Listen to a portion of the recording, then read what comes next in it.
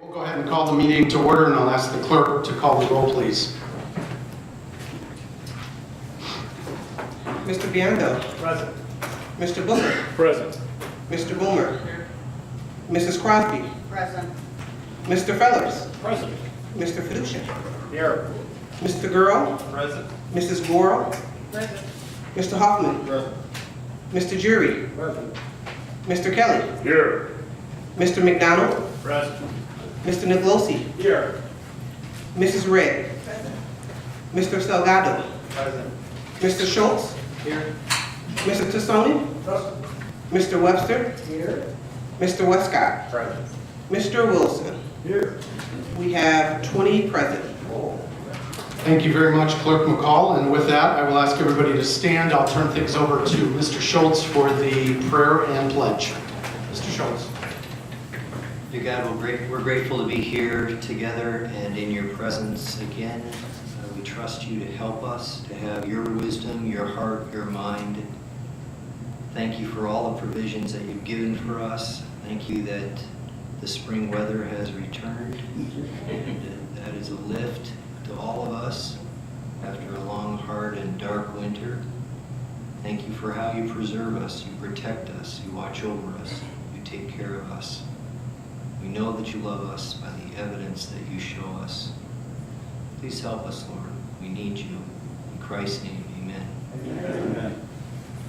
pledge allegiance to the flag of the United States of America and to the republic for which it stands, one nation, under God, indivisible, with liberty and justice for all.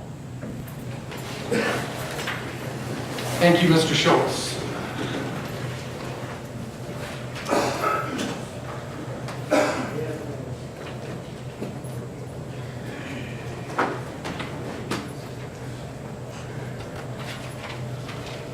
We got two items of business here to start, and the first, we would like to acknowledge and honor Judge Yarbrough, who was also honored this past Sunday in Mr. Wilson. I had the opportunity to join Mr. Wilson at the Ethnic Museum, where Judge Yarbrough was honored. I wanted to take this opportunity, if community organizations are recognizing some of our great people, then let's take an opportunity to do the same. So, Judge, if you could be so kind, please come on up. And I also want to acknowledge, I believe his wife is here this evening. Thank you for joining us as well. Come on up, Judge.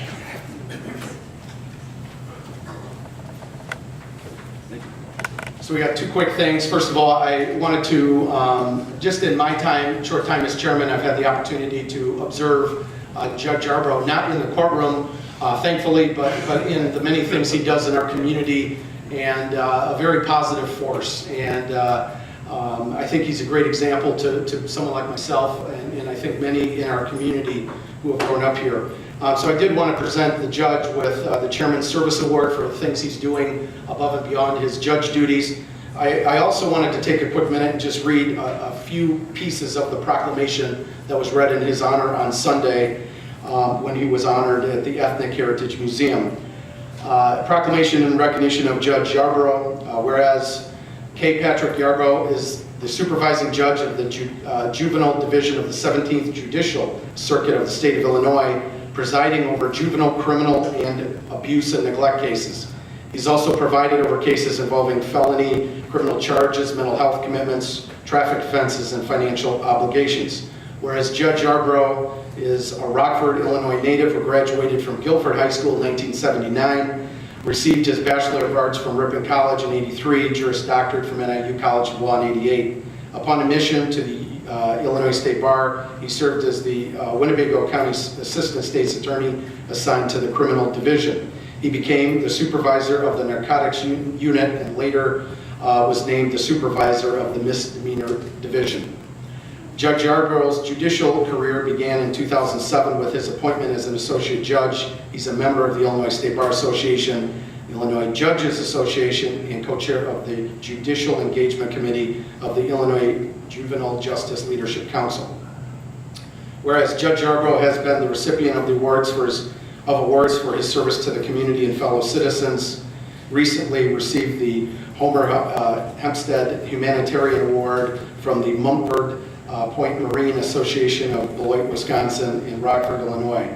Now, therefore, I, Frank Haney, Chairman of the Winnebago County Board, encourage all citizens to join me in honoring our judge, who is also the first African-American judge in the 17th Judicial. So, Judge, thank you very much and appreciate everything you're doing, sir. Thank you.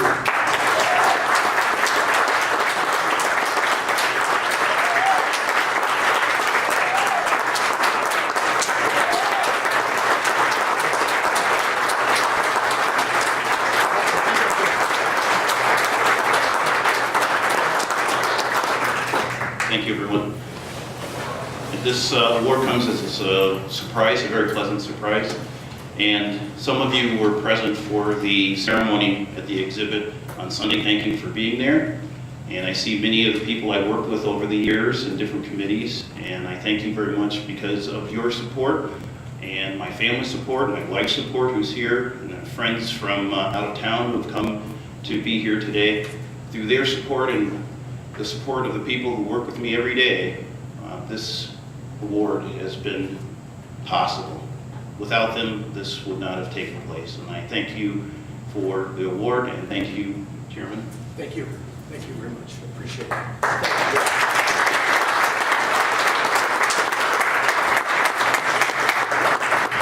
I think it's important we honor the judge tonight. Oh, yes, Mr. Wilson. Mr. Wilson.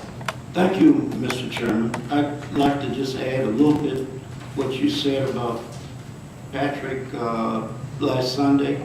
Scott Lewandowski and myself presented him with an appreciation from the Black History events that we've had at Memorial Hall for the last 10 years. And I think Patrick's been kind of part of that for at least 6 of those years. And I want this board to know that Patrick worked tirelessly with myself and Scott to make the event as successful as it has been. So thank you. Thank you. Thank you, Mr. Wilson. And Judge, I would just point out there's 4 young people in the back that will be pulling up here next. I think it's great we're honoring our judge tonight who grew up in our community and made a decision to come back and be a leader in it. So Judge, we have 4 members of our Youth Advisory Council. And so I think it's good for them to see someone like yourself be here today and somebody who, as a young person, made a decision to come back and be part of moving our community forward. So thank you again, sir. Thank you very much. And with that, I'm going to ask Mayor McNamara, who served, who kind of, I guess, co-organized the Youth Advisory Council with us, and Alyssa, if you could come on up as well from our health department. Actually, Alyssa did all the real work, but Mayor McNamara and I showed up when we pulled together meetings with our young folks, and we do have 4 of our representatives here tonight. If you don't mind coming up as well, Riley, and come on up, everybody.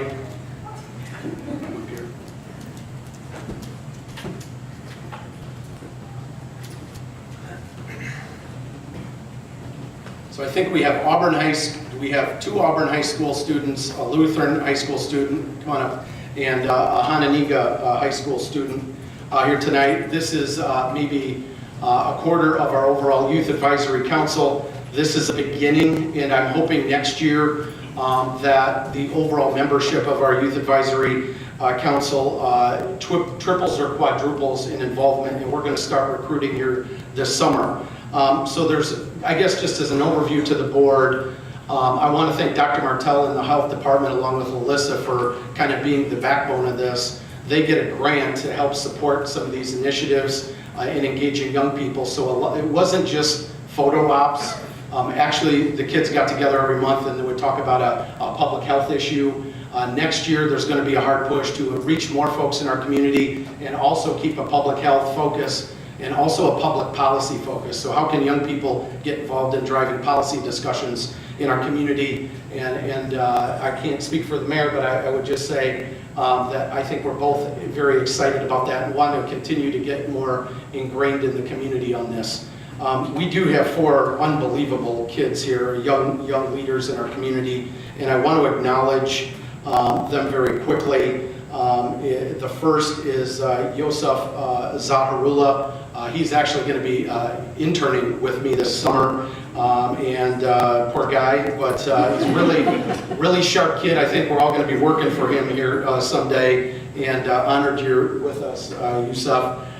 We have Jacina Willis is here this evening, and thank you, Jacina, for being here. We have Riley Anderson from Hananiga here tonight.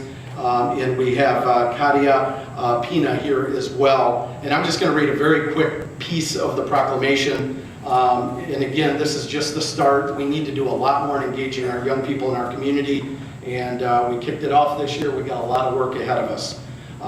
So again, a proclamation. And I want to thank Mayor McNamara for kind of, instead of him doing a mayor's thing and me doing a chairman's thing, we just said, well, let's start this together, and then we'll grow it and involve more people as we go forward. So thank you, Mayor, and thank you for being here tonight. Whereas the Chairman of Mayor's Youth Advisory Council is a youth leadership development initiative established through a partnership between Winnebago County, City of Rockford, and the Winnebago County Health Department. Whereas the Youth Advisory Council is supported by myself and Mayor McNamara, whereas the purpose of the partnership is to connect with, develop, and retain a diverse pool of young leaders throughout Winnebago County as future leaders of our community. Whereas council members engaged in a discussion with community leaders on issues facing youth and the community as a whole, including public policy, substance abuse disorders, and leadership development. And as we go forward here into the next year, again, any help, if you know of a young person or you know somebody connected to young people that they want to get involved, we want to have a massive recruitment effort. Sometimes you got to start small. We did, and there's a whole lot more than this on the council this year, but we do want to engage more young people and put them to work in different ways in our community. So just wanted the board to be aware of that.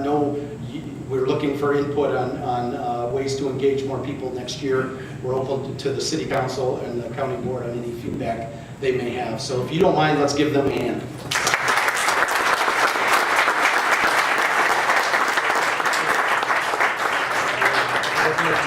We're going to do a quick picture here when we get everybody together. Go ahead. This is for you.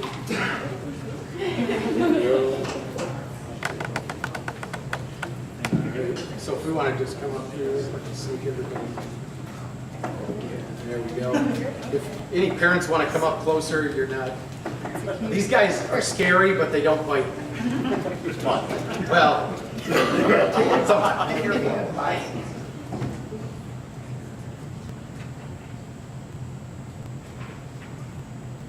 Okay, now look at the parents. thank you very much. Thank you. I knew we had a hand or two up. Mrs. Burrow, you're first.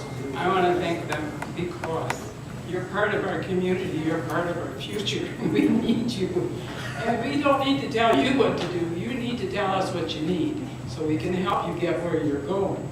And you're really important to all of us, and I'll be happy to see the rest of you and to continue going on with this nice, diverse group that you have up in front. Thank you, Mayor. Thank you, Chairman. Thank you, Dr. Martell. And you too, Ms. Leslie. Mr. Wilson. I, like Angie, do appreciate you young people stepping up to the plate to make a difference in our life locally, and I wish you the best. Thank you. Thank you very much. Any other board members? Yes. Oh, Mrs. Rabb. Thank you. I'm so happy to see these young people up there. Look at the floor, all these old people out there. You guys are our leaders, okay? Hang in there. We're all Accurately said, Mrs. Rabb, accurately said. Thank you very much. Thank you, everybody. Appreciate it. Great job. Great job. Is that okay?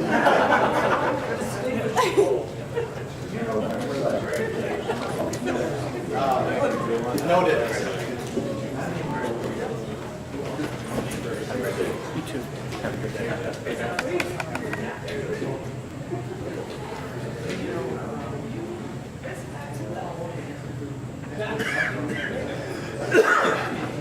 Thank you for the comments again to the board.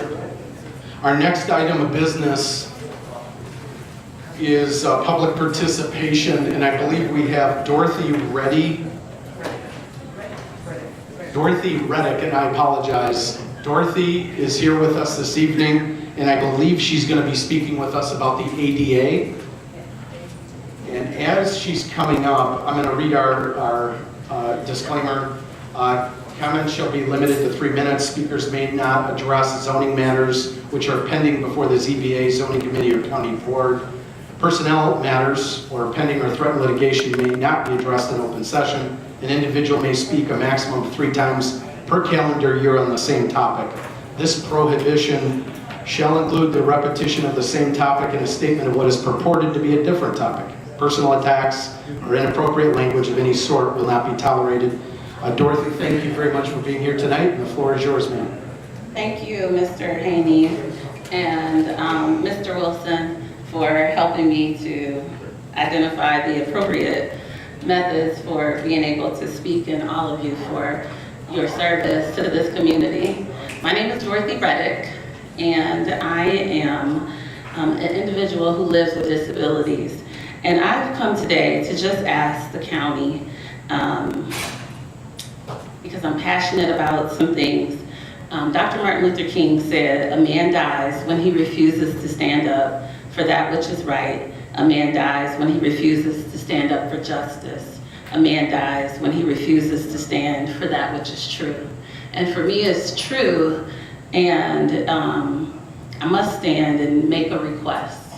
I'm not being adversarial, but a request that the county would be more cognizant to people with disabilities, and to be a more accessible place for people to come and to engage in doing business at the county. And that if you haven't, because I haven't seen it, I was just looking, but of course, I don't know everything that you have to offer.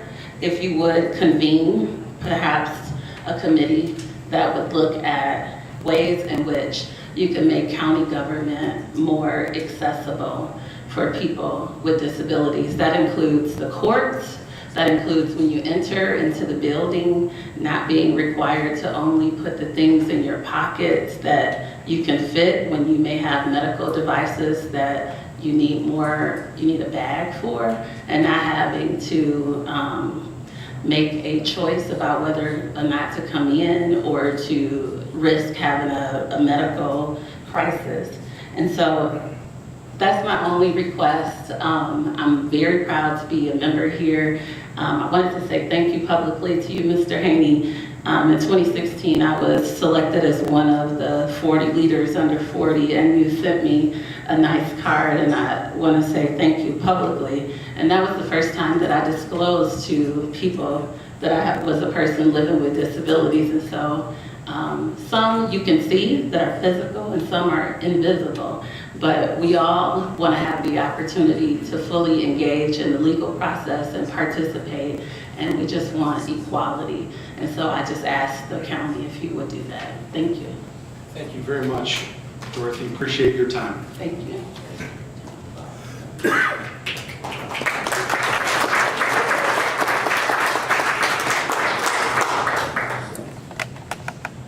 You did a great job, Dorothy. They don't normally all end in applause like that. So.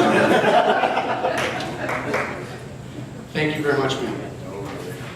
Next item of business, moving into the rest of the agenda, the minutes approval by the board. May I please have a motion to approve the minutes of April 12, 2018 meeting, and to lay over the minutes of April 26, 2018. I got a motion by Mrs. Crosby, a second by Mr. Jury. Any discussion on the minutes before the board this evening? Seeing none, all those in favor signify by saying aye. Aye. Any opposed? Motion passes. Thank you very much. Minutes are approved. Our next item of business, announcements and communications. Clerk McCall. The items listed below were received as correspondence. And we will place those on file. Thank you very much, Clerk McCall. Appreciate that. Next item of business is our board member correspondence. I see Mr. Jury's hand went up first, then I have Mr. Wilson. Mr. Jury. Thank you, Mr. Chairman. I'd like to make this announcement.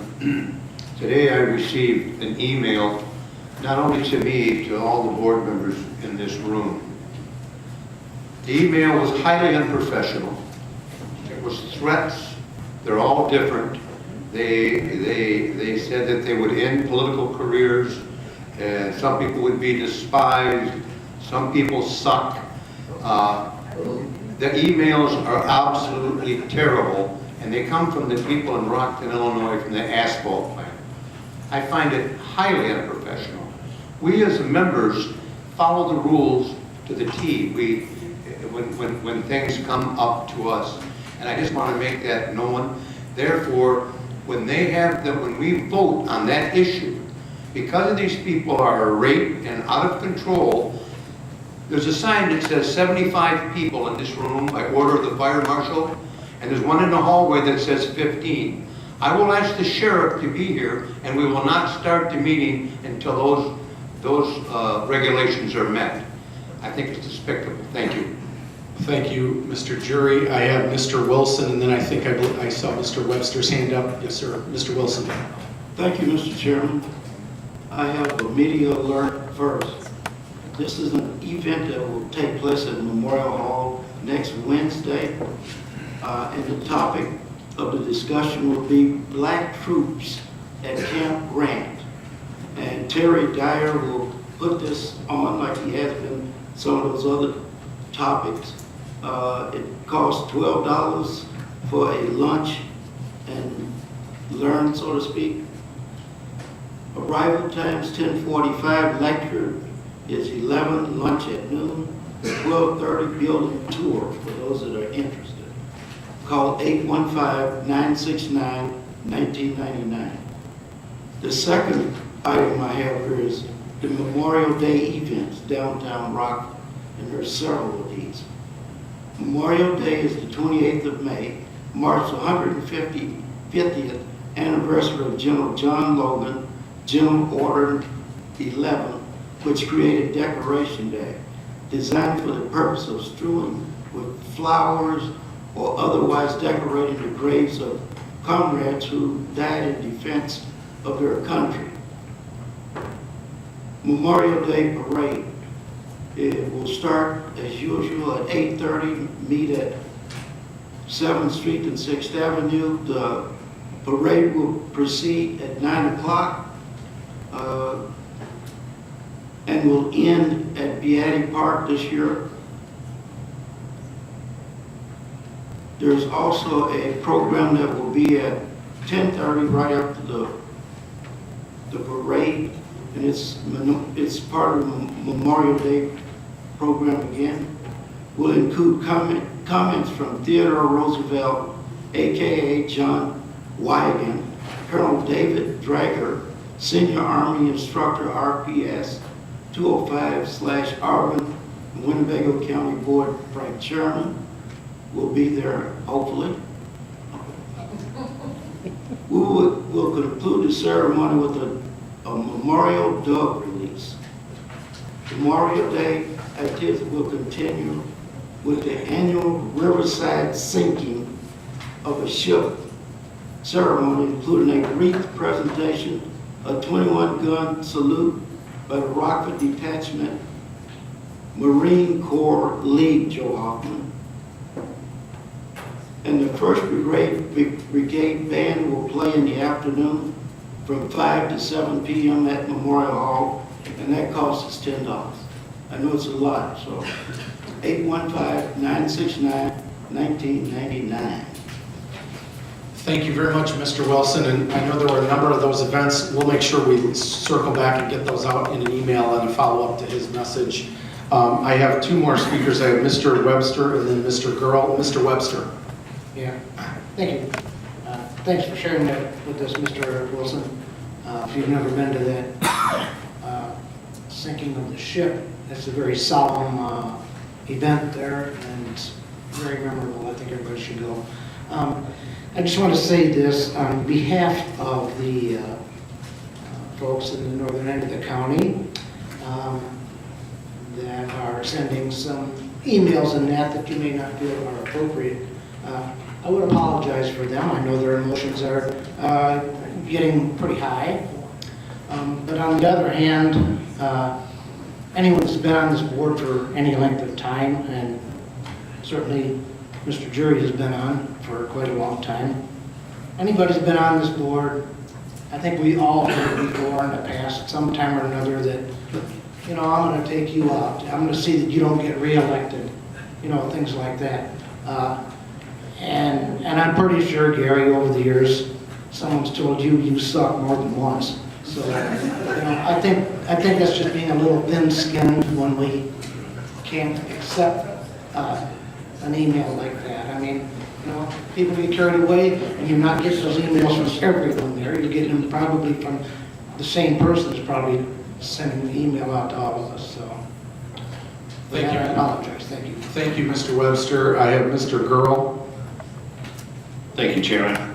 Just in my district, we have a grade school that will be closing at the end of this year, the A.C. Thompson Elementary School. And for any of you that may have attended or know any family, May 19th, they will be having their last open house, and it is at 10 a.m. to 12 p.m. The day before, they'll be having their last fun fair. So if you are alum from A.C. Thompson, I would encourage you to come out and see the school one last time, go through. They're going to try to get all the staff and the teachers, the principals that were there over the years to all come together one last time. So it's kind of a shame to see this school closing. It's one of our last real good neighborhood schools. I remember going there as a child, walking to school every single day, no problems. I think we're just getting away from these neighborhood schools, and you know, it's a shame. So May 19th, if you could, I'd appreciate it. Thank you. Thank you very much, Mr. Gurl. Appreciate that. Any other comments by board members? Thank you very much. I have one item under the chairman's report, and it's just more of a heads up on more discussion to come. As you will remember, there's been this discussion of 911, the long-term plan. Do you stay status quo? Do you consolidate? What do you do with the long term? Not a new discussion that precedes the seating of this board, but more recently there's been discussion and a request and an action taken by the ETSB board, of which the sheriff represents the county. Carla serves as a representative out of our office and has been going to those meetings for some time as well. But they engaged a consultant. Not the first study on 911 consolidation, but it's a definitive, robust, comprehensive analysis of what might be the best way forward for our community. There's a lot of pieces to this, and I want to thank Mr. Fiducia and Mr. Booker for really digging into really a complicated agreement that's in place. There's going to be a lot of information shared with the board ahead of ever having to consider any action. So thank you very much, gentlemen, on that. But this study and these consultants were in town. I had the opportunity to meet them on just a courtesy interview. They are selected by the board, not by the county, paid for by the 911 ETSB board. They've helped a lot of communities go have this discussion and analyze what the best way forward is from a public safety and a cost analysis standpoint. They've worked, they're very impressive, and I would just say that as we go forward, you're going to get information as it becomes available. It may take them some time to do their work. There will likely be findings shared in a final report at the end of August. We may have an initial update in sometime in the earlier part of the summer, maybe end of June. As we know things, they will be shared very broadly. In the meantime, I think there's some work to do in Mr. Fiducia's committee related to just understanding very simple things like the difference between call taking and dispatch. Some of us know that. I know I had to learn it for the first time. There's a lot of pieces and a lot of legacy agreements in place we just need to understand before any action is considered. So just a heads up on that. Wanted to mention that to you as I knew it. Our next item of business is we'll move on to our county administrator's report, and I'll ask Carla to come up. And I don't know if Mr. Walsh is coming up at a certain point, but I'll turn things over to Carla for her update with some fun projections.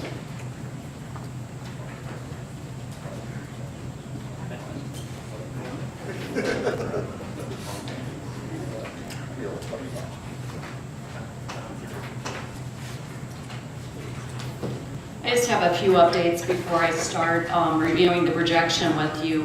The budget process has started. We've distributed all the budget worksheets to the individual departments. They're due back May 21st. I've started interviews for the Animal Services Administrator. I had a good interview with a candidate from southwestern Wisconsin today, and then I have one scheduled for next week. I did have another resume come in today, so the individual is not from the area, so I'll probably do a phone interview then next week. The plan after we narrow down candidates that we're interested in is to invite in the not-for-profit organizations that we work with, as well as a few board members, to meet the candidates and give their input. We're also in the process of revising the animal control ordinances. I had a call with a representative from Best Friends, and they've indicated they'd like to meet with the state's attorney early in June, so I'm seeing if we can coordinate that. Kim and her team have implemented some enhanced hiring and recruiting procedures for River Bluff. They've shortened the amount of time it takes to get an employee hired and in the door, and I understand last week they hired 7 CNAs that are still with us, so some positive movement there. This last week, I was gone Monday through Wednesday. I attended a Government Finance Officers Association conference in St. Louis. I had applied for a scholarship to attend that as a first-time attendee. A lot of good sessions. I learned a lot of information. I was really glad to have the opportunity to attend that conference. So we'll start in with the projection. I presented this to the Finance Committee last week, but there's been a few revisions based on some more information that I've gathered. For the general fund, our revenues are up. Our sales tax has been up for the last 4 months over the prior year, and so then of course our over budget. Hanging tight, trying to see if that trend's going to continue, or some of these revenue streams may be impacted by the new tax laws. I know the income tax and the replacement tax, the state has said definitely are increased in these early months, but they expect a decrease just based on, you know, people paying things ahead in order to take advantage of the change in the tax laws. So overall, our revenues for the general fund right now are projected to be about $1,467,000 more than what we had originally budgeted. However, at the same time, our expenditures are projected over by $2,681,000. Therefore, ending with a deficit of revenues over expenditures of $887,000.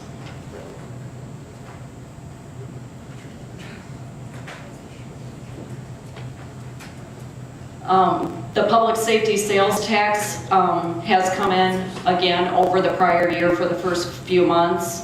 Total revenues for the fund are projected to be $85,000 over what we had originally budgeted.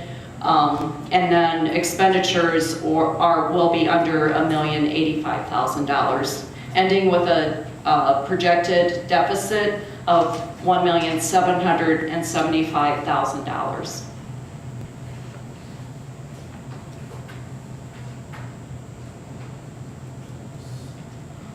And then last year we would look at the combined general and public safety sales tax funds together, because there are departments that are budgeted in both funds, and depending on where the revenues are being forecasted in the individual funds, we can budget in those departments that are duplicated in the two funds depending on the revenue streams. But what I wanted to know was we look at our fund balance requirements at 25% of budgeted expenditures. And as of now, the general fund would not quite make the required fund balance requirement, while we probably have another year in the public safety sales tax fund before we reach that limit. Any questions on the projection? Mr. Webster. Yeah, I kind of felt good at the beginning of this when you said Well, even though our revenues are up, unfortunately, we're not meeting budgeted expenditures. Wow, thanks, I think. Thank you, Mr. Webster. Yes, Mr. Booker. Thank you, Chairman. Did you say you were looking at combining the general fund and the public safety? No, we just look at them in combination when we're going through the budgeting process because there are public safety department budgets that have dollars budgeted in the general fund and the public safety sales tax fund. So if we would dip below our required reserves in the general fund because of projected revenues, then we'd have to shift some of those expenditures over to the other fund. You know, for like the sheriff has a budget in the general fund and a budget in the public safety sales tax fund. So we could just take, you know, from his department in the general fund and maybe budget more in the public safety sales tax fund because there's room there. Okay, thank you. Thank you, Mr. Booker. I saw one more hand up, Mr. Biondo. Yes, Carl, I was wondering if we've looked back and seen that revenues tend to go up, but yet we go deeper in debt over, let's say, the last 3 or 4 years. And that seems to be a problem with all governments. And I'm just wondering how, you know, we're going to be down below our 25, and then 1 year from now we'll be below both of them. And that's got to affect our credit ratings and everything else, so that causes us to die. Yeah, when we had our rating call last year, they wanted to see a trend where we were no longer deficit spending. And even though that's how we budgeted, that's not where we're at right now. Right, and we went 18 million in reserves over the last 12 or 13 years, and we're going to add now another couple million probably Correct. to that. Correct. So something has to be done to stop it, and I don't whatever it's going to be, I'm going to try to do it in 8 months, 6 months. Thank you, Mr. Biondo. I would only add to your point, that is one of the reasons that I know it caused a lot of heartburn, but we had to make some changes in this last fiscal year.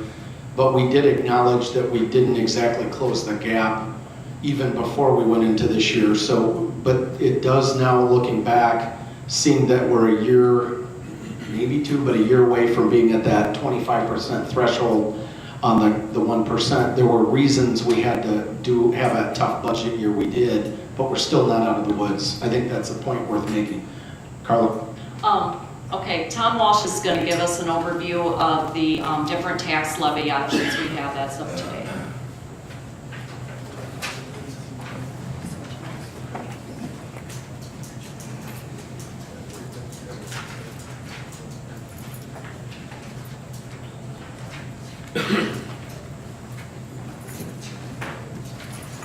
Mr. Walsh. Okay, this will be an update of the report that Carla asked me to give last year, setting forth the different scenarios on the levies and tax rates. Our EAV went up this year 2.3%. It's the second year that it's increased after 7 or 8 years of reductions. It's moving in a positive direction, at least. Last year, when I gave this presentation, I estimated it would increase 2.2%. So I was a little bit on the conservative side. I wanted to be pretty close. And the levy increased just a few dollars this year. It's practically steady. Over the years since 2013, it has only increased 0.03%, $10,000 since 2013. And even if we go back to 2009, it's increased only 3.2%. And our tax rate has also moved in a positive direction, even though it's gone down. It's a positive direction, I would say. After increasing from 2009 to 2015, it went down slightly in 2016 and 2017. And our rate is now 3.6% lower than it was at the peak in 2015. So this year, I'm going to use the same formulas. I'm just going to have different numbers going into those formulas, different assumptions. This year, because of the way the sales ratio studies are coming out, we're going to need to increase the assessments by 3.82%, either by the township assessors or the supervisor assessments, or a combination of the two, to maintain a statutory level of 33 1/3. After that is done, we expect the board review will once again reduce the assessments by about 0.5%. And that will leave an increase of 3.3% on the existing property. Now, if we use those two assumptions and also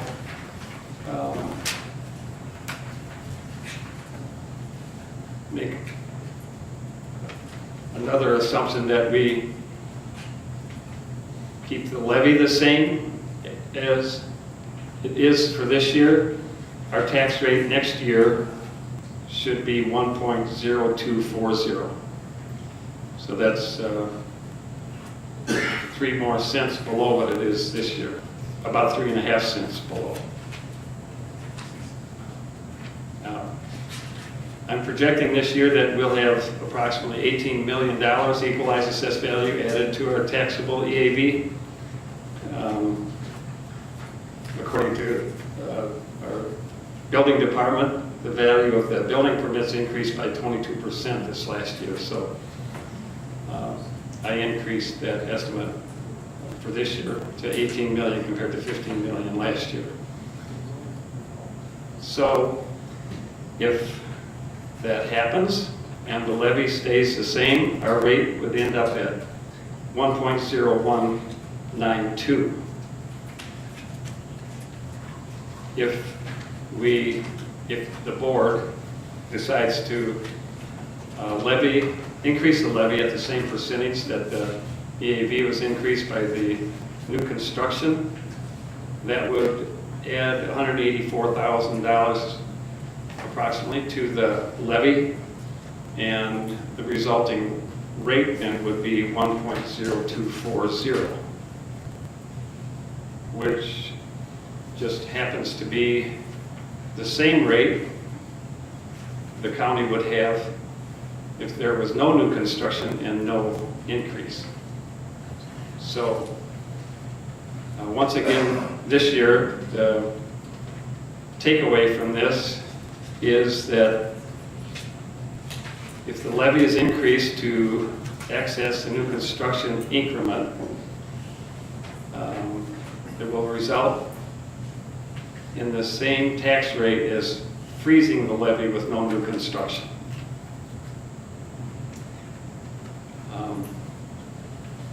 Are there any questions at this point? I would go into some examples. I have 2 hands up. We'll just take 2 quick questions. Mr. Webster, then Mr. Biondo. In layman's terms, are my taxes going to go up this year, or are they going to remain the same? It will depend on whether or not your assessment increases more than the average assessment increases in the county. I would say that right now it looks like Rockford Township will need to increase about 4.4%.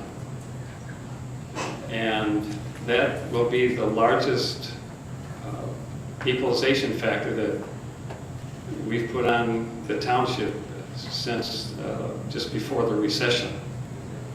That is projected to be the highest factor of any township in the county. There are some other ones that are close to that, but they'll all be positive, but Rockford Township will be a little bit above. So I would say that if you're in a township where the values are increasing faster, then your taxes will probably go up, but that depends on how the levies come in. Thank you. Thank you, Mr. Webster. Mr. Biondo, I believe you had a hand up. Thank you, Mr. Chairman. Yes, Rockville Township has a 4.4. Last year mine went up 36, so that doesn't mean a lot if, if it comes from the assessor for the township. The other thing, you stated that the rate went up from 2009 to 2015, but that's because during that whole time, all the property values dropped, and the taxes basically stayed the same during that whole time. So I guess I just want to emphasize that rate doesn't come out of our pockets, the tax levy does. And so what the rate does is inconsequential, except it's the levy that we pay. And so I just want to say that that levy stayed the same over those whole amount of times, even though the rates kept going up, because the values dropped almost 34%. Is that right? Correct. The, over that period of time, the extension only increased 3.2% over 8 years. And over the last 4 years, it increased only 0.03%. So that even though we're paying up around 40 million, only 10,000 difference is what you said. Right. Okay. Thank you, Mr. Biondo. Mr. Schultz. Thank you, Mr. Chairman. Tom, thank you for this, and I would not expect an answer to this question tonight, but it would be interesting at some point to understand how our blighted communities impact our overall tax base. Because my strong suspicion is that as blight spreads, as that increases, then the EAV of the surrounding neighborhoods are also dramatically impacted, or frankly, they should be dramatically impacted for those homeowners who are seeing their communities degraded. They ought to at least get the benefit of, well, the value of their homes have gone down, have a reduced tax. But my suspicion is that is then shifting the burden of our taxes, even when the levy amount stays the same, as an increase to other communities. So it's something for later on. I'd be glad to follow up on that. Thank you, Mr. Schultz. Any other questions by board members? Mr. Gurl. Thank you, Chairman. Tom, again, appreciate all the info. As Mr. Schultz pointed out, this isn't probably for tonight, but is there any possibility that you could put together just some kind of numbers of the exodus of Illinois, and especially the county, of how it may affect actual home values going into the future if we continue on this trend of one person coming and 3 leaving from Illinois? Exactly how the taxpayer may have to make up for this exodus of citizens versus, home values. I know home values are going up, properties are slowly ticking forward, but for the more people that leave, don't return, empty houses sit. I know in my district alone, we have many empty houses that are just, like Mr. Schultz pointed out, the blight is just really, really having a negative effect. So if you could just kind of, maybe some kind of a snapshot of what it would look like if we continue down this trend and don't bring back home ownership into the county, if that's possible. I can work on that. I'd be glad to. I know it's a lot. Unfortunately, it's a sad reality that we have to deal with. We either A, have to cut services, eliminate services, or raise taxes. There's no even ground. I know Mr. Biondo has touted over the past few years that we've saved the taxpayers close to $20 million. It's just 28. Okay, so it's kind of odd that we've used $19 million in reserves to kind of make up for that downfall, but we're not seeing the sales taxes, the home ownership, everything else going back into the community from the dollars that we've saved the taxpayers. So I think it's, kind of a snapshot of where we're at. Thank you very much, Mr. Gurl. I do appreciate it, and I appreciate Tom and his presentation, and Carla before that. Any other quick questions by board members? I know there's a lot more to unpack in this. We won't get to it tonight. but we don't want to go months and months without financial updates to the whole board, in addition to the good work being done by the Finance Committee. So thank you very, very much. Appreciate it, Tom. Okay, I have a few more slides, but we can email those to the board. That's a good idea. Thank you very much. Thank you.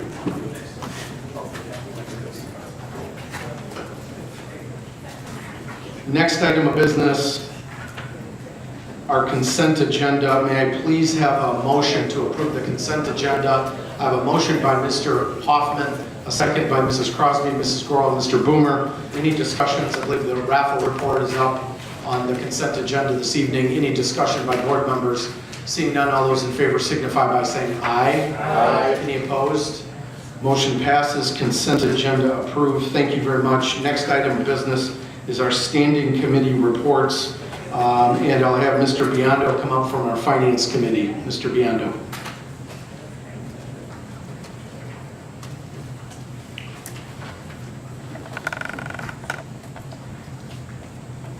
Thank you, Mr. Chairman.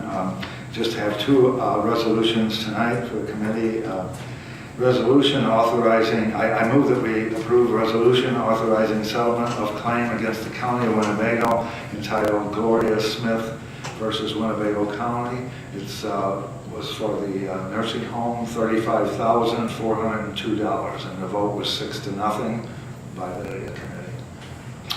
We have a motion by Mr. Biondo on Resolution B, the resolution entitled Gloria Smith versus Winnebago County. I have a second by Mr. Jury. Any discussion on item B under the Finance Committee? Seeing none, all those in favor signify by saying aye. Aye. Any opposed? Motion passes unanimously. Thank you very much. Mr. Biondo. Next, I'd like to move for the approval of resolution authorizing settlement of claim against the County of Winnebago entitled Jenny Zamudo versus Winnebago County. The total was $26,165.26. It was for the Sheriff's Department, and the vote was also 6-0, so I'd like to move to approve that. We also have a motion on item C, resolution entitled Jenny Zamudo versus Winnebago County. I have a second by Mr. Hoffman and Mr. Jury. Any discussions by board members on item C under Finance? Seeing none, all those in favor signify by saying aye. Aye. Any opposed? Motion passes. Thank you very much, Mr. Biondo. That concludes our committee report. Thank you very much, sir. Next item of business, a sleepy committee that doesn't have much going on at all. Our zoning committee, Mr. Webster. Just kidding, I'm sorry. Yeah, we got a real snore factor coming in here. Our next meeting is Wednesday, May 23rd, 2018. And I would encourage everyone to read the minutes of the items that will be brought in at committee. Thank you. Mr. Webster, just a 10 or 20 second overview just for all board members to hear, because there's a lot of chatter about the one pending thing. Board members are able to not, or board members shouldn't do what as it relates to any item being discussed related to zoning, just so it doesn't go unsaid.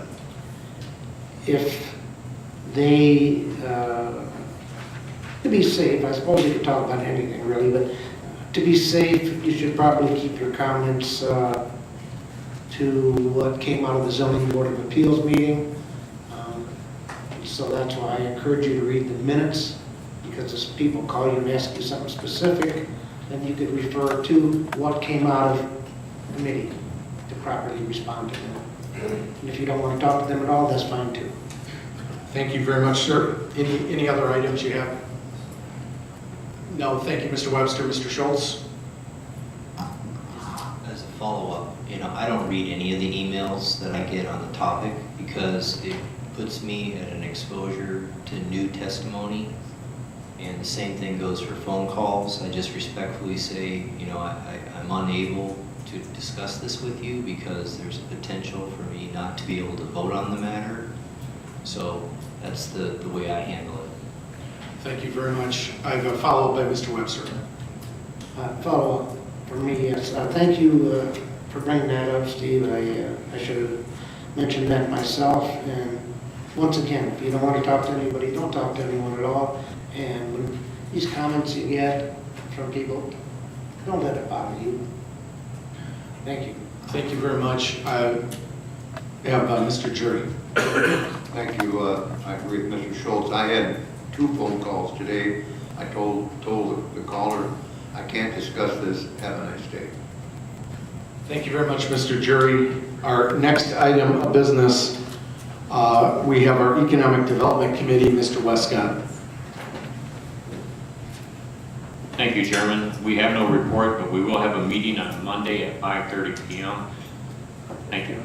Thank you very much, Mr. Westcott. And just an update, I sent a late day email to the board, just as an FYI. We did receive the executed contract, which was between the county, it was between Venture One, the developer, and the end user for Project Quick Start. So now, not only did the county board and the developer connect, but now the next step is the developer and the end user have connected. So we're looking in good shape there. And there will be an update on, I think, a statement coming from the end user.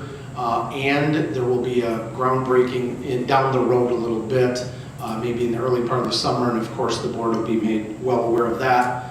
There's a second item, and I have no specifics at this point, but just to put it on the radar of the board, I shared with Mr. Webster and Mr. Biondo the other day, we may have a different development opportunity that's going to be a discussion item in the next month-ish, give or take. But there's a discussion coming that I think is pretty exciting as well. So just wanted to put that on the radar of the board. Mr. Westcott, any other items? That's all I have, but it was Mr. Westcott, not Mr. Webster. Did I say Webster? I'm just used to calling him Mr. Webster. I apologize. We do not want any confusion over that. Mr. Westcott, thank you very much. Apologize for the error. Our next item of business is the Operations and Administrative Committee, Mr. Jury.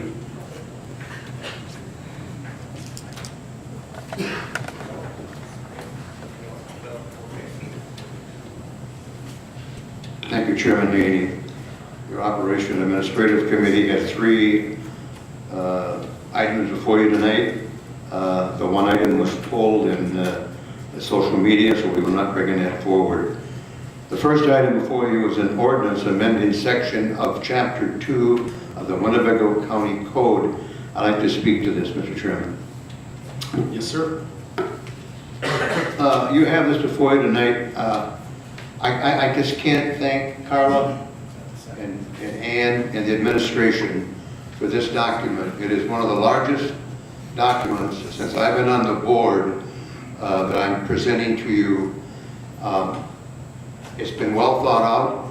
I hope you've all had a chance to look at it. There's a worksheet.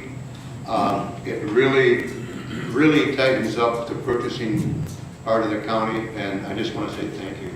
And with that, I move for its adoption. We have a motion by Mr. The item has been read in to be laid over, so are you making a motion to suspend the rules? Make a motion to suspend the rules. Okay, thank you very much. We have a motion by Mr. Jury to suspend the rules this evening, and then that would then have a second vote of approving. I got a second by several board members, including Mr. Hoffman, Biondo, Mr. Wilson, Mrs. Gorel, and Mr. Girl. We have a motion and a second to suspend the rules this evening, and that's before the board. Any discussion on suspending the rules? Seeing none, all those in favor signify by saying aye. Aye. Any opposed?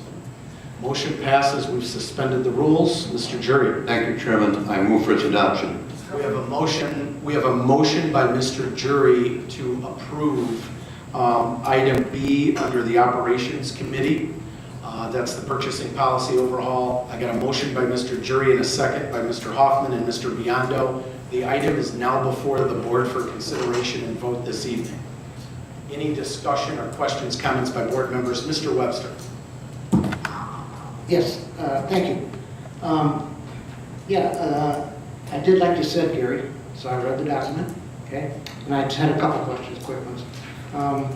On the first page of this, it says the Director of Purchasing and Compensation shall be recommended by the County Administrator with the approval of the County Board Chairman.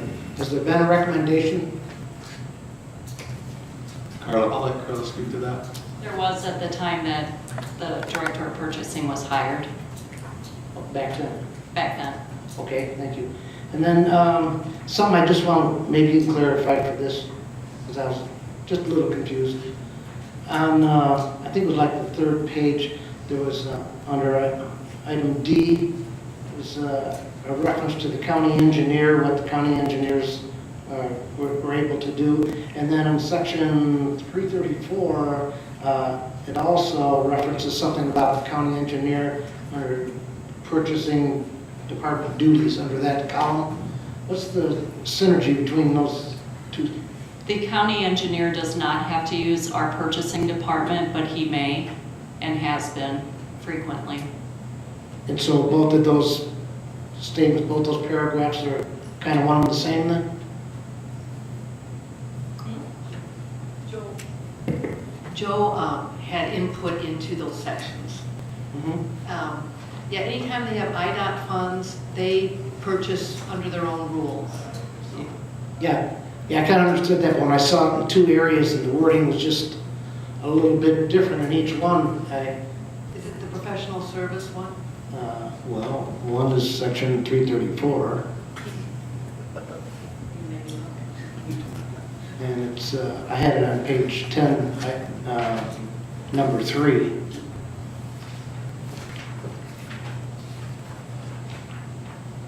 It's your fault, you told me to read it. The document, Jim, was pretty well thought out. It's different for different departments. Sure. I want to see what it says. You'll have to, I have page number. All right, I'll go over this with you then. Okay? All right, thank you. Thank you, Mr. Webster. Mr. Schultz. Thank you, Mr. Chairman. First of all, I want to thank you very much for the hard work that went into this and then the thoughtfulness behind it.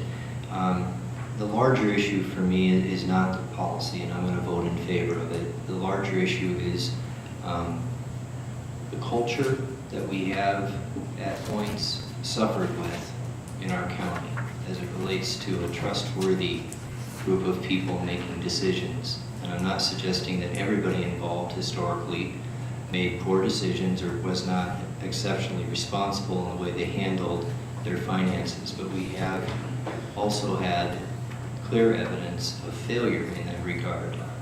So my plea would be that where we have people that are in positions of responsibility, that we have, whether it's an internal or external audit, we have a culture that says we're going to evaluate how those people are making decisions. Are they getting responsible bids? Are they getting responsible quotes? Are they working with vendors that they don't provide for themselves the excuse of saying, well, we only got one qualified bid based on who they communicated with on the front end? The professional services area is ripe for abuse in this by just saying, well, this is the only one who had the capacity to do this work. And by saying that, then you just give it to one person. And so my concern is the cultural issues. It's not the policy issues. And Carla, I know you care about this, and I'm certain that you'll work to try to make sure that we have systems in place that will help protect us. Thank you. Thank you very much, Mr. Schultz. Any other comments by board members? I see a couple of hands.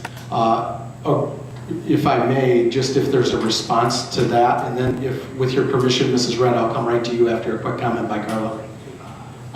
We did try to build in oversight without it becoming too burdensome for our staff.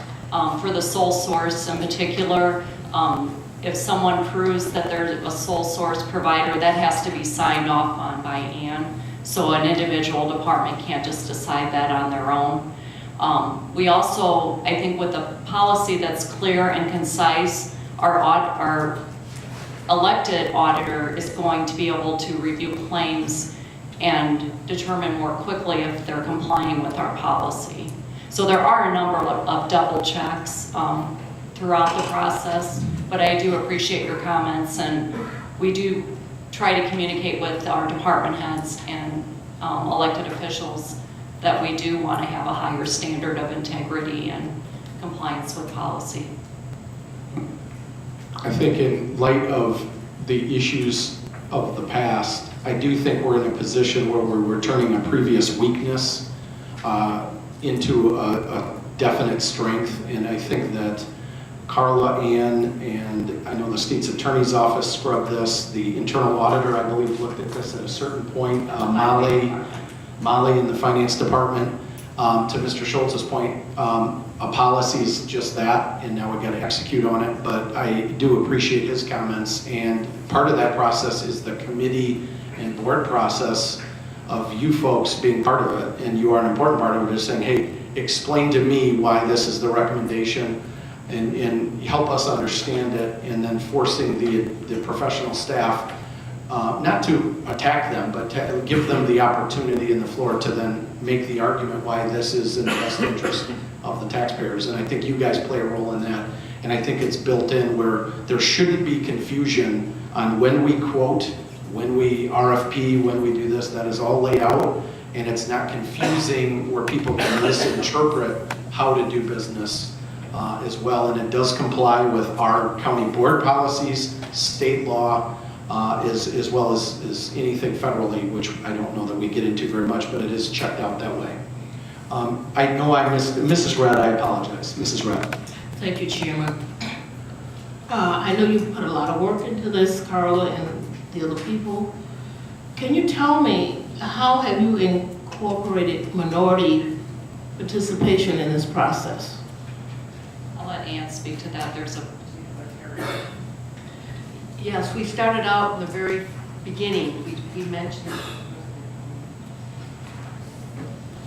we put it in the very first we put it right in the very first paragraph, 1.1, the last sentence. We talk about minority, women-owned businesses and veteran-owned businesses.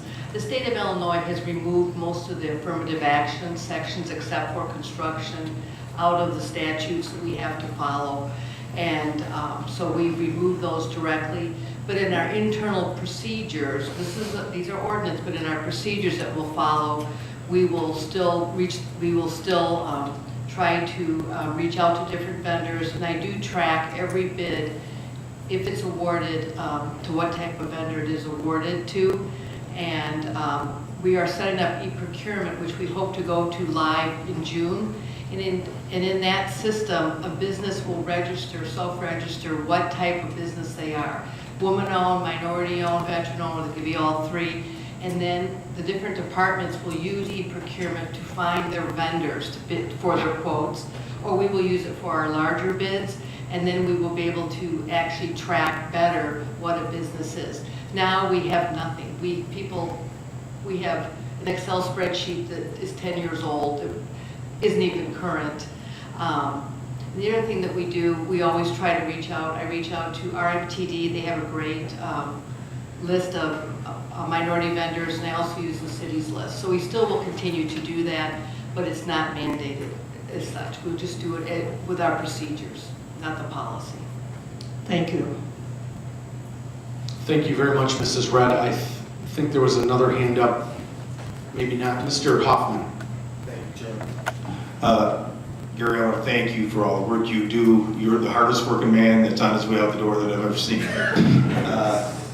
And it wouldn't be me if I didn't ask this question. I think this is a great idea, but I'm concerned about, are all the departments involved in this, including the so-called silos? No. By statute, we can't require that the elected officials comply with this. Okay. We encourage them to do so. Ann does a good job of saving money, so it would be to their benefit to use our purchasing department, but we can't force them to comply other than the sheriff for equipment purchases and the coroner for equipment purchases. Well, if it doesn't work out, Ann, I applaud your effort, but I hope the voters remember it. Thank you very much, Mr. Hoffman. One thing I've observed, like I know we mentioned the highway department has a slightly different nuanced set of regulations, but Mr. Vanderwerth has been a great partner, and I think with Ann and Carla and a number of other people's hard work, people are looking to work with them because it's making their life easier. And I know on a number of things we worked with the Sheriff's Department, in all honesty, it's been helpful for them because of the good work they're doing. So I do appreciate your comments. Any other follow-up, Mr. Webster?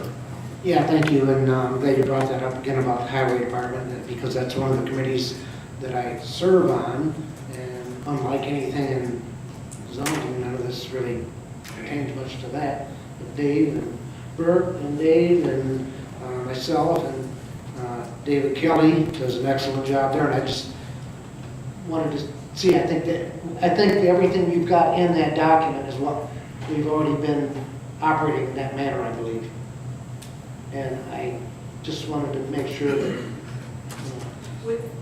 nothing much has changed there. In regards to the highway, yes, we have it down to a really good science as far as IDOT funded stuff. I don't touch. Everything else I will handle. In fact, we have a bid opening next week for them on, I don't remember what it is, but something. Thank you, Ann. Thank you, Mr. Webster. Any other questions, comments by board members on the item before the board, which is the purchasing policy overhaul? Seeing none, I will ask, are there any board members opposed to this ordinance? Seeing none, I will ask the clerk to cast a yes vote for all members present, and the matter passes unanimously. Thank you very much for everybody's hard work, and thank you, Mr. Jury. Thank you, Chairman. The next, we have a resolution authorizing the chairman of the Winnebago County Board to execute an agreement for software development services with Mind Match, and I move for its adoption. We have a motion on item C under the Operations Committee regarding the software development services with Mind Match. I have a second by Mr. Hoffman. Any discussion by board members on this item before the board? Seeing none, all those in favor signify by saying aye. Aye. Any opposed? No. We have a no vote by Mr. Nicolosi and a yes vote by all other members present. Matter passes. Thank you very much. Mr. Jury. Thank you. The next resolution is authorizing an amendment of intergovernmental agreement between the County of Winnebago and the Rockford Housing Authority for non-disclosure of confidential information, and I move for its adoption. We have a motion by Mr. Jury on item D and a second by Mr. Hoffman and Mrs. Oral. Any discussion by board members? I apologize. Any discussion by board members on item D? Seeing none, all those in favor signify by saying aye. Aye. Any opposed? Motion passes. Thank you very much, Mr. Jury. Thank you, Chairman. That concludes our report. We will not have a meeting this next week, but the week after, be prepared to have a long meeting. We are going to bring up some issues that need to be corrected before the budget season, and that's comp time, telephones. We're going to try to have all of this before you. We've been doing some things I don't believe has been correct with comp time. We're going to move it forward. Thank you. Thank you. There was a really good initial discussion, I believe, on that topic in your last meeting, Mr. Jury, and that'll continue. Thank you very much.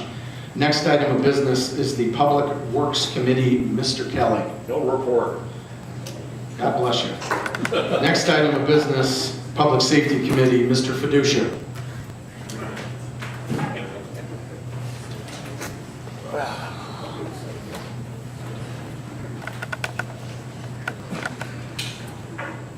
Thank you, Mr. Chairman. The Public Safety Committee is bringing forward one resolution this evening. That resolution is approving an intergovernmental agreement between the County of Winnebago and the City of Rockford for temporary police department call taking and dispatching.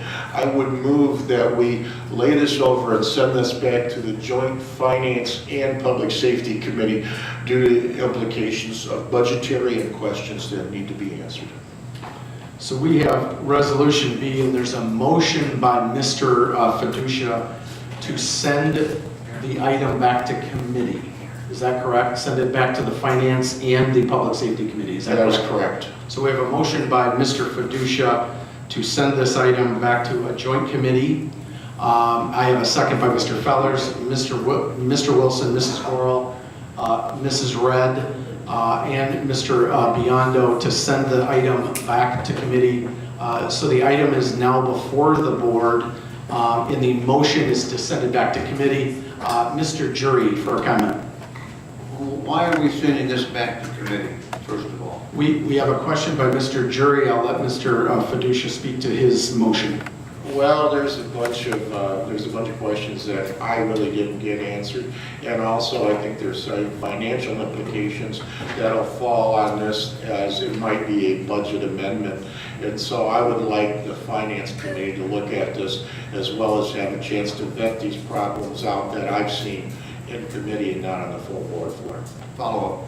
How did this come out of committee, first of all? What's that? How did it come out of committee? 3-2. Then I will vote against it. I will vote to move it forward. We've played with this. It's not an issue that we need to send back to committee. It's only going to be if we need it. So let's move it forward and be done. Thank you.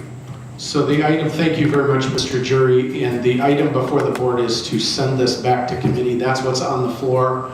A yes vote by the board would be to send it to committee. A no vote would not send it to committee, and it would remain before the board this evening. Any other comments?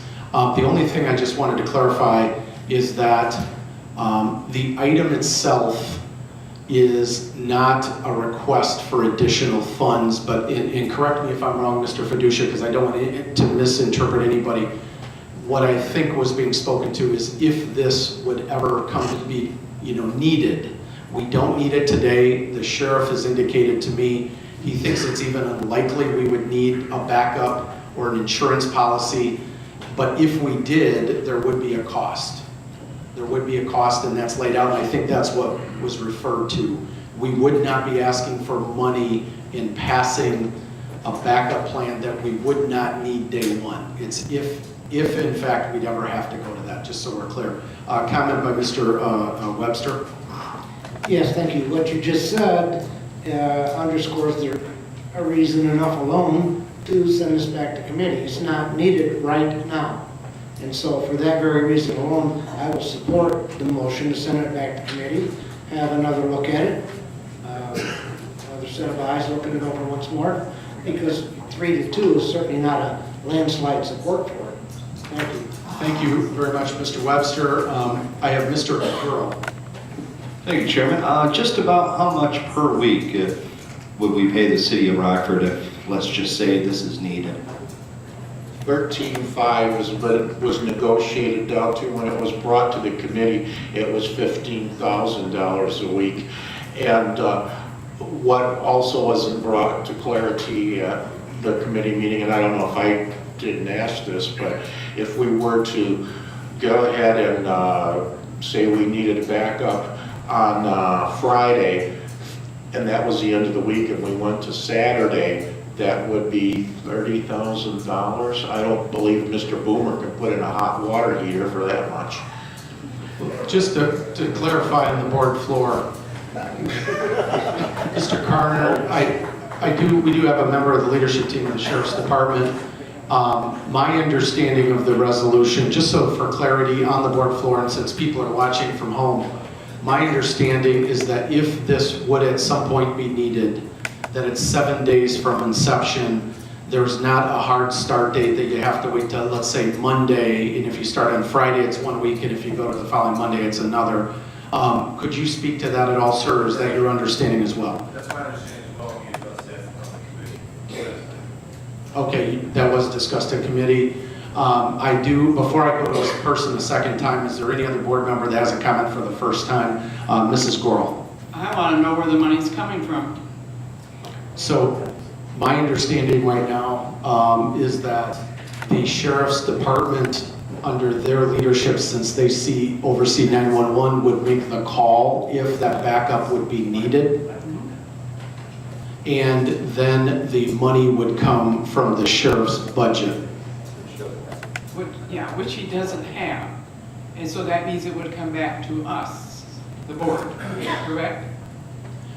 The money itself would come from that budget. And if there is not budget, then you know where it comes from, yes. Thank you. Yep, thank you, Mrs. Gorel. Yes, again, I'll go to board members the first time before I go back to anybody second time, so I mean no disrespect if I miss somebody. Mr. Fellers. Thank you, Mr. Chairman.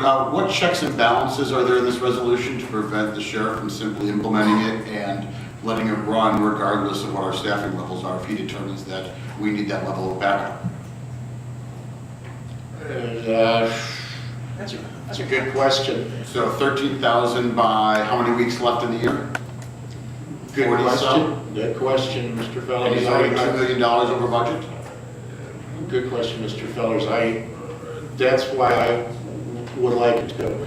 You know, whatever the board decides is fine with me, but personally, you know where I'm sitting on it. Thank you very much, Mr. Fiducia. Just a point of clarity, my understanding, and I'm happy to be corrected, is that it's a one-year contract as it stands right now and a 30-day out by either organization. So it would be inaccurate to say that anybody could enter into anything and the county board would not have the opportunity or authority to end that within 30 days. So that's my understanding of the agreement. I did miss a hand up, and again, I want to go to somebody. I had Mr. McDonald, then Mrs. Crosby, and then I think I had Mr. Jury a second time. Mr. McDonald. Thank you, Mr. Chairman. This is an insurance policy. In case there happens to be something that our county can't handle, then we'll go to the city. Is that accurate, Mr. Fiducia? Well, what it is this, as I read it in, needs to be amended to, because it says for dispatching services, and it won't be for dispatching services. It'll be for points of call takers that come in. But one of the things that there was several things I didn't understand or probably should have had clarified before I brought this forward tonight. And it's my understanding that we'll send one of our personnel over to the city of Rockford and they will supervise us. Now, I could discuss this in open board tonight if the board wants, but I would think that we should vet this out. My point is for 13.5 is something we may or may not end up using. Hopefully we don't need that.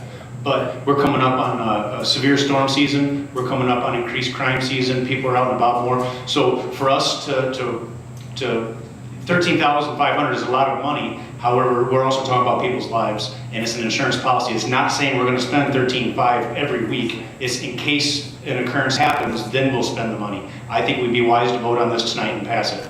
Can I follow up on that, Mr. Chairman? Absolutely, you're the chairman. The 13.5, I didn't bring the figures up here with me, but I do have them at my desk. But I guess what I'm looking at is if we're supposed to be in intergovernmental cooperation, the average for overtime for a city call taker is going to be $38 an hour. I don't know how this was negotiated or why it was negotiated as it is, but I would think that the city of Rockford could maybe look at saying, okay, Winnebago County might be in a budget crisis, the sheriff might be in a budget crisis. Maybe they could give us that for dollar per dollar and maybe give us like a little administration. We could pay them a little administration fee. But I think the dollar amount that they negotiated with us was extremely high. And I totally agree with you with storm season and that stuff coming up, but I will have to say this. This is an emergency at this time, but on September 21st, the sheriff issued 21 layoff notices at the 911 center. And for some reason, there was no emergency then, but now there's an emergency. To follow up on Mr. Fiducia's follow-up, it is my understanding, just for the board's awareness, whether or not this goes to committee or not, but since there's a robust discussion on it, there are several, I think upwards of 5 new employees who have been hired. Is it 5 or 6, Mr. Connor? 6, thank you very much. And thank you, Mr. Boomer, for correcting me too. And they're in training, they're working, but they're not flying solo. I'm not saying that should be a reason to move up to committee or not, I'm just saying there is some additional help on the way. The sheriff told me something this week. I said, how likely is it you'll even need this? And he said, it is unlikely. However, I want the insurance and peace of mind that if we need it, we have a plan. We're not negotiating things on the fly while we're in the middle of a crunch. to the numbers, I'll share what I know is I did at the request of a couple board members after caucus the other night, I called the fire chief and the mayor and I said, okay, what's the deal with the numbers here? Our office was not part of that discussion directly, and every facet the sheriff's department was, which is fine. But here's what I understand to be the case from the fire chief, who hasn't misled me yet. If the city of Rockford took over the county's 911 call taking, it would add about 22% to their load compared to what they have now, based on our current volume of incoming calls. If they had to staff up to do that, they didn't want to go through the hassle for a day, because that's a lot of hassle, and we probably don't want to lock in for a month, so a week became the interval. It would cost them $10,791 a week to take over call taking from the county, to take that over. Their true cost, according to the fire chief and the mayor, there would be, because of the hassle and the short-term movement, is there would be a surcharge of 25%, which would bring us to 13.5. Is that a magical number? I'm not saying it is or isn't, but that's how they came up with that number. And again, that's just confirmed. I did talk to the sheriff today, and that was confirmed by the city. Again, I'm not saying you like the numbers or it's good or bad. I'm just saying that's what was relayed to me, and I wanted to make sure you had that information. I know I'm missing somebody. Mrs. Crosby was next, and then I have Mr. Westcott, and then I'll go back to Mr. Jury a second time. Mrs. Crosby. Okay, I support what Gary has said and what Keith McDonald has said. We have 6 people that have been hired and are in training right now, and it's my understanding that they'll be able to go full-time within the next 60 days. So if it's 60 days we're really looking at, not 44 weeks, I think that this is a nice plan, and I do not want to see our citizens and constituents put at risk for an 8-week window. I just don't want to see it. Thank you, Mrs. Crosby. Mr. Westcott.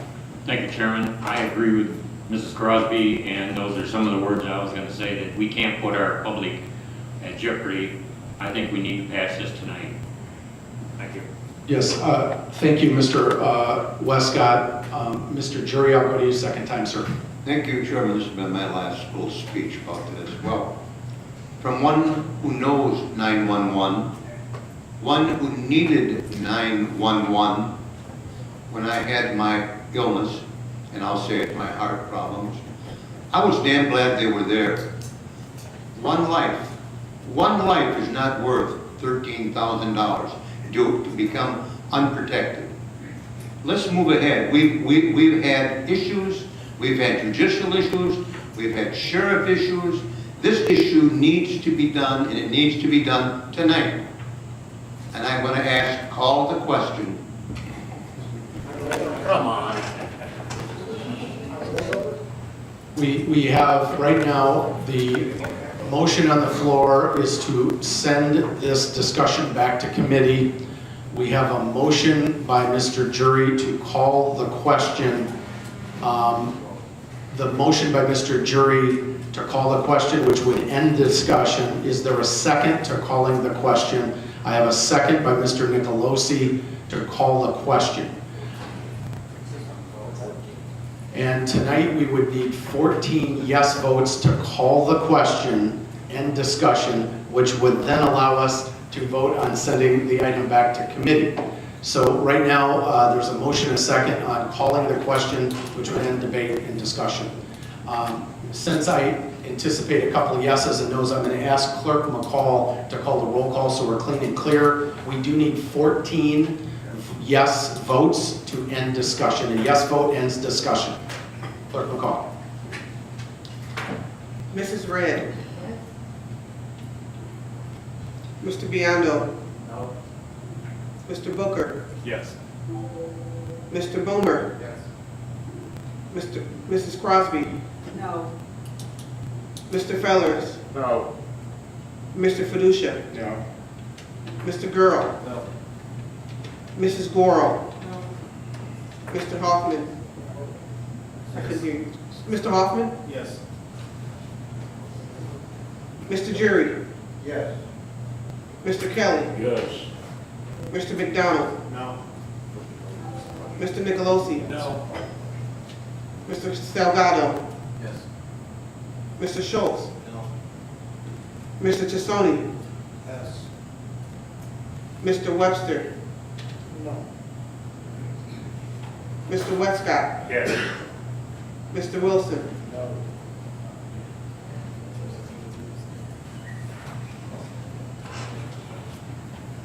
11 no. So the motion to end this, oh, I'm sorry. 9 yes, 11 no. I apologize for cutting you off, clerk McCall. So the motion to end discussion has failed. So the item before us right now is to move this back to committee. So it is open for any other discussion, and again, I would prefer to go to anyone who has not made a comment already a first time before I go to somebody a second time. I will not probably go a third time to anybody just to keep things moving. Mr. Fellers. Thank you, Mr. Chairman. You said that the city estimated that if they were to take calls from us, it'd be 22% increase, which is how they got to this 13.5 number. Is that assuming that they take all of the calls or just the calls that we need them to take? My understanding, and I'll look back at Mr. Carter, my understanding from the fire chief is they would take over operations of call taking at the county. It wouldn't be treating an employee or two, it'd be them assuming operational control so that if a call was made, it would go there, they would handle it. It's not on a... So as a follow-up then, would Yes. the people within the county, the call takers at the county centers not work those nights? I'll refer, if it's okay, I'll refer to Mr. Carnard for clarification, if that's okay. No, they would work. They would work as dispatchers.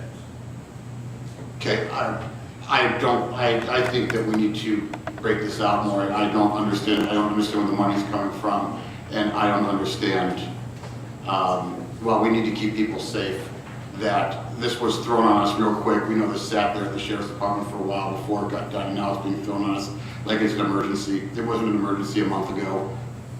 We need to talk about this. We need to talk about this as a joint group. Thank you, Mr. Fellers. And again, if I go out of order, I apologize. I think we have Mr. Wilson here. Thank you, Mr. Chairman. It is my first time. And I would like to support Mr. Fiducia.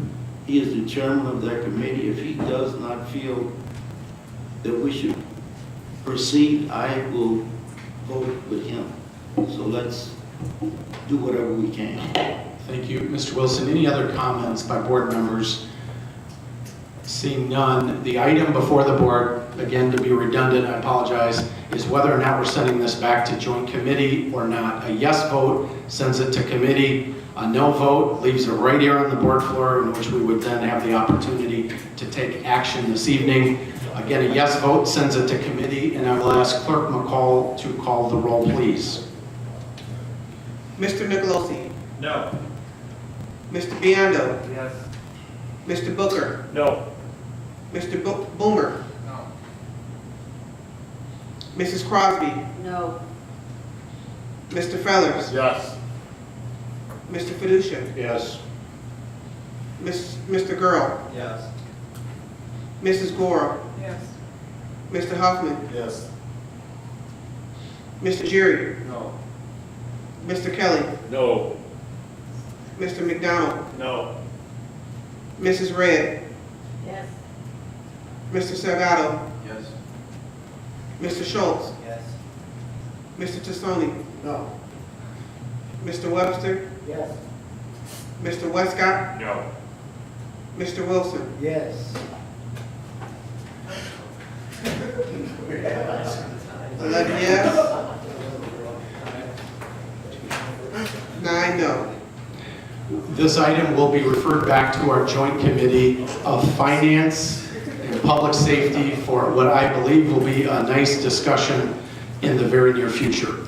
Thank you very much. Oh, I have a follow-up with everybody's okay here with Mr. Girl. Thank you, Chairman. Would it be possible to have somebody from Rockford 911 and also from the County 911 available to answer any questions that the committees may have that night? We can look into that. Thank you. Thank you, Mr. Girl. Any other questions? Mr. Fiducia. Oh, I'm sorry, Mrs. Girl. Thank you. What I would like to see is the whole thing broken down, is what we're actually get for services, how it be broken down so we can see. And And I want to know who's going to be truly responsible for the funding of this. If the sheriff can't do it, where's the funds coming from? Thank you. Okay, thank you. We'll continue that conversation in committee. Mr. Fiducia. Thank you, Mr. Chairman. And just a quick follow-up on that. I did attend the 911 board committee meeting, and I did talk with the fire chief. And my concern was what your concerns were. If this did not pass, what would happen?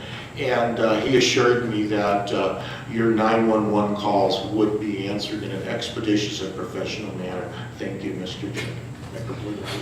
Thank you, Mr. Fiducia. Next item of business, unfinished business. Any items from the board? Any new business? Under new business, we do have a number of board appointments to be read in this evening. We have the New Milford Fire Protection District.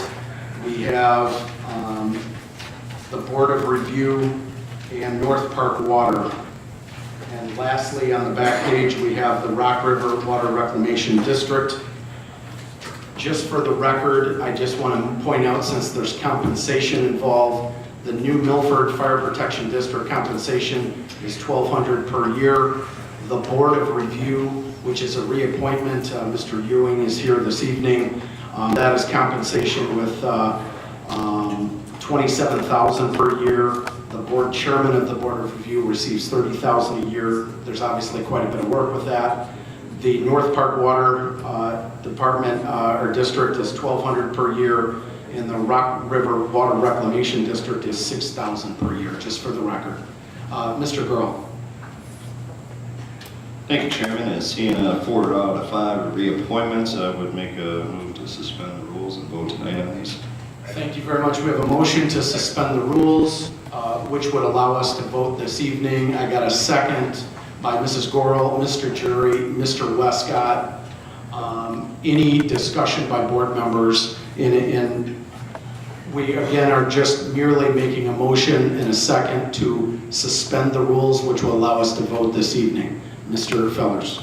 Thank you. Obviously, of course, we can suspend the rules as necessary, but I thought that we had put processes into place for paid board positions that we wanted to give these an extra session as it was. That was our conversation last year at this time, so that the public could have a chance to look at it, even though they are reappointments, that we should follow what we said we wanted to do a year ago and lay these over for 2 weeks so that we have time to review them and the public does as well.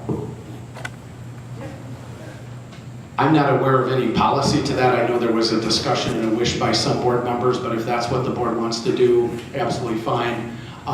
So we have a motion and a second to suspend the rules. With that maybe getting some yes and no votes, I'll ask the clerk to call the roll. A yes is to suspend the rules, a no is not to suspend the rules, and then the items would lay over. Clerk will call.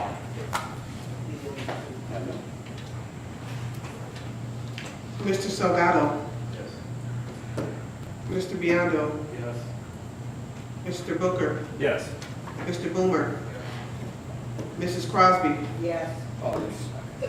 Mr. Fellers. No. Mr. Fiducia. No. Mr. Gurl. Yes. Mrs. Gorel. Yes. Mr. Hoffman. No. Mr. Jury. Yes. Mr. Kelly. Yes. Mr. McDonald. Yes. Mr. Nicolosi. No. Mrs. Red. No. Mr. Schultz. Excuse me, I couldn't hear you.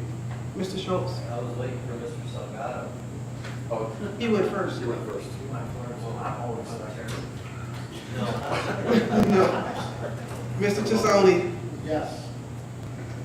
Mr. Webster.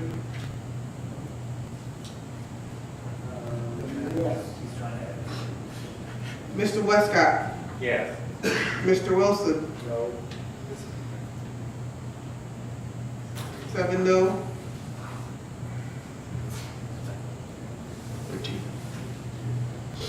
13 yes. We needed 12 yeses to suspend the rules, and we have 13, so we have now suspended the rules, which would allow us to take action this evening. Thank you, Mr. Fellers, for the discussion on that. And with that, I would entertain a motion to approve all 5 of the appointment recommendations. I have a motion by Mr. Earl, a second by Mr. Tassoni and Mr. Jury and Mr. Westcott. All those in favor signify by saying aye. Aye. Are there any opposed? Motion passes unanimously. All 5 are appointed. And thank you very much for the discussion.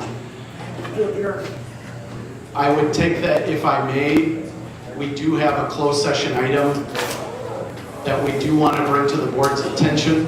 So may I please have a motion to go to closed session, please? I have a motion, a second. Mr. Fellers and Mrs. Crosby, all those in favor signify by saying aye. See you in closed session in 2 minutes.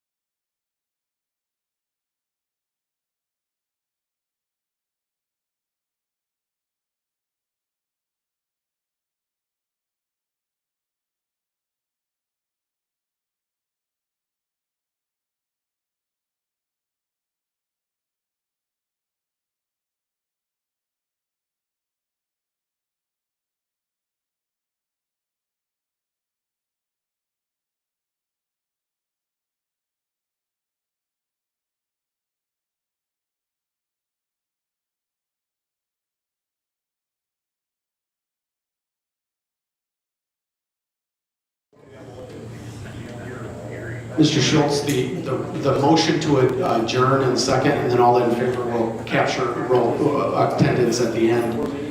There was no action taken in closed session. I'll take a motion to adjourn. Mr. Wilson, a second by Mrs. Crosby. All those in favor of adjourning, signify by saying aye. Aye. Have a great evening. Thank you very much.